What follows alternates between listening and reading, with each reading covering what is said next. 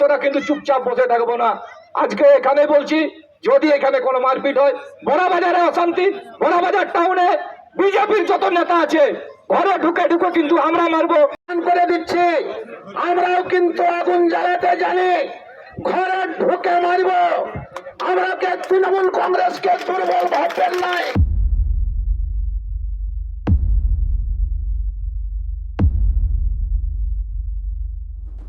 গত 13 তারিখ পুরুলিয়ার বড়াবাজারে তৃণমূল যুব কংগ্রেসের ব্লক সভাপতি দীপক কুমার মাহাতোর উপর হামলার ঘটনা ঘটে। সেই ঘটনার প্রতিবাদে শনিবার মিছিলের ডাক দিয়েছিল পুরুলিয়া জেলা তৃণমূল। আর সেই সভা থেকেই বিজেপিকে খুল্লা হুঁশিয়ারি দিলেন তৃণমূল নেতারা। তোরা কিন্তু চুপচাপ বসে থাকবো না।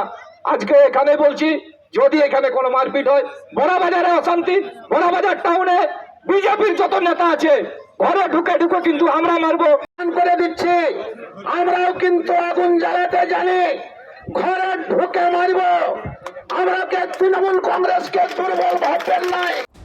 প্রশ্ন উঠছে, এমন হুঁশিয়ারির পরেও কেন গ্রেফতার হচ্ছেন না তৃণমূল নেতারা? কেন নিষ্ক্রিয় পুলিশ? অভিযুক্তদের বিরুদ্ধে প্রশাসনিক ব্যবস্থার পথে না হেঁটে কেন মারের দাওয়াই? সন্ত্রাস আতঙ্ক ছড়ানোর চেষ্টায় কি মারের দাওয়াই? বিতর্ক বাড়ছে বুঝে মুখ খুলেছেন পুরুলিয়া জেলা তৃণমূলের নবনিযুক্ত সভাপতি রাজীব লোচন সোরেন। তার কথায় প্রস্তুত থাকতে বলা হয়েছে তৃণমূল কর্মীদের। সভায় আমি একটা বার্তাই দিতে চাই যে আমরা আমাদের এই শান্ত পরিবেশটাকে অশান্ত করার চেষ্টা করবেন না। যদি অশান্ত করার চেষ্টা করা হয় তাহলে আমাদের সমস্ত রকমের আমরা প্রস্তুত আছি। তারপরে সামলানোর দায়িত্বটা হচ্ছে নিজের। প্রশাসনকে আমি দায়িত্ব দিয়েছি যে যারা এখনো বাইরে ঘোরাঘুরি করছে তাদেরকে অতি তাড়াতাড়ি গ্রেপ্তার করা। তৃণমূল নেতাদের এমন হুমকির মুখে পিছু হটতে নারাজ বিজেপিও। জেলা বিজেপি সভাপতি শঙ্কর মাহাতোর মন্তব্য, হামলা হলে বিজেপিও চুপ করে বসে থাকবে না। প্রথমে বলি, ওই ঘটনার সাথে রাজনৈতিক কোনো যোগসাযোগ নেই, রাজনীতির কোনো ঘটনা নেই।